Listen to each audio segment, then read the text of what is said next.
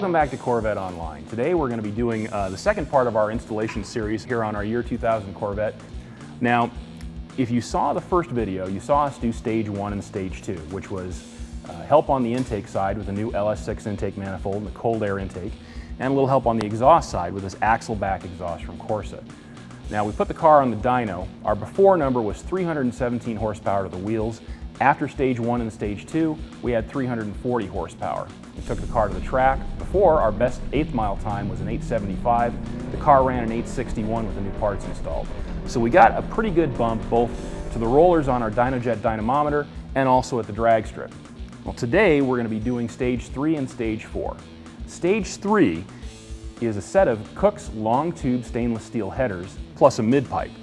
We're also going to do, as part of stage 3, a new underdrive pulley and some other belts and other things like that that go along with that. Now, stage 4 is where we really get into the engine. We're going to be doing a cam swap from Comp, plus some valve train upgrades as well. Well, Dean's hard at work back here, so let's get into it. We're sure you're familiar with the name Corvette Central. Now they've got a new Corvette Central Performance brand that brings all their performance products under one umbrella. At CorvettePerformance.com, you'll find all sorts of different performance parts, including our stage 1 through 4 kit.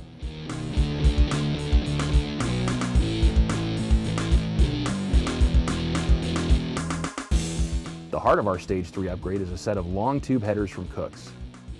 These stainless headers feature 1 3/4 inch primaries, 3-inch merge collectors, and they've got all the emissions fittings for air and O2. We're also adding a Kooks stainless off-road X-pipe. Kooks offers X-pipes in both catted and catless versions like ours.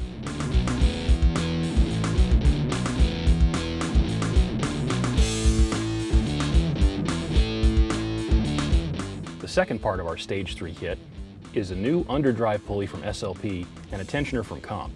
The underdrive pulley will reduce the parasitic load on the engine to free up a couple more horsepower, and the tensioner will help keep the belt where it's supposed to be, even at high RPM.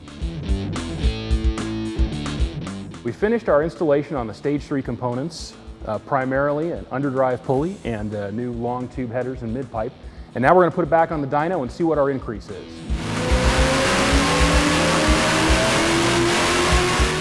With our stage 3 improvements installed, we saw 354.15 horsepower to the rear wheels and 352.47 pound-feet of torque.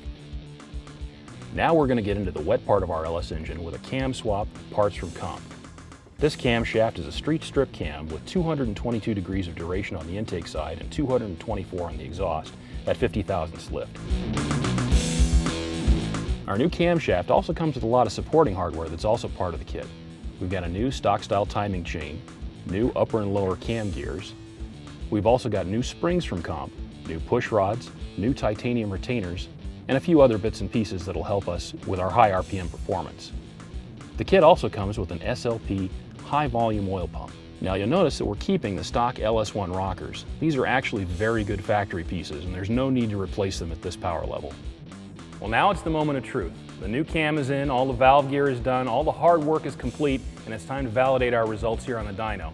Let's see what we did with stage 1 through 4 complete. One of the cool things about the fast programmer we used in stage 1 is that it's also got a provision for cam tuning. So with a new tune loaded for our new cam, it's back to the dyno.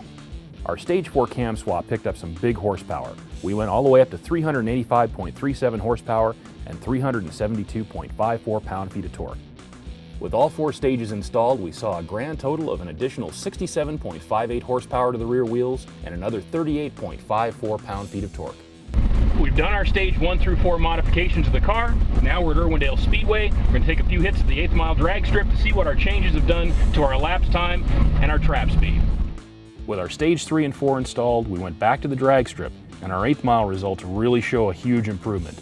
We went from an 861 to an 810 and picked up over 8 miles an hour through the traps. That's it for our stage 1 through 4 C5 Corvette upgrades with help from our friends at Corvette Central Performance.